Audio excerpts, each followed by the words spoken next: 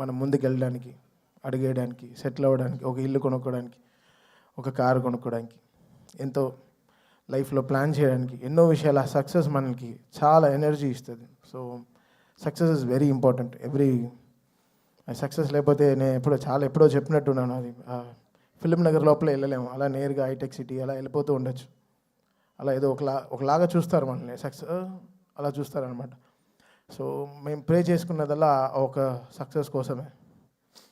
ఒక ప్రొడ్యూసర్కి ఒక సక్సెస్, ఒక ధైర్యంగా, ఒక గొప్పగా, ఒక నిజంగా ఒక సక్సెస్ ఇచ్చి చెప్పుకోవడానికి ఈరోజు చాలా చాలా కష్టంగా ఉంది.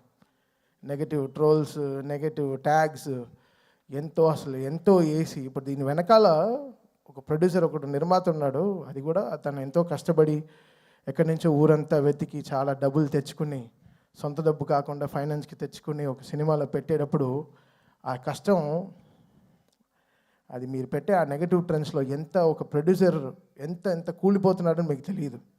అది చాలా కష్టమైన విషయం. ఇక్కడ సినిమాలు రావడానికి సరే ఎంతో ఇంపార్టెంట్ అయిన వాళ్ళు మన ప్రొడ్యూసర్స్. వాళ్ళు ఎంతో మనకి దేవుడు లాంటి సమానం. వాళ్ళని ఎంతో జాగ్రత్తగా చూసుకోవాలి మనం. అది అందరు ఫ్యాన్స్కి ఒక బాధ్యత ఉంది, అందరి హీరోస్కి, అందరికీ మ్యూజిక్ డైరెక్టర్స్కి, ఎవ్రీ టెక్నీషియన్, ఒక లైట్ బాయ్, ఒక అన్నం పెట్టేవాడు కూడా ఒక ప్రొడ్యూసర్ని దేవుడిలాగా చూడాలి.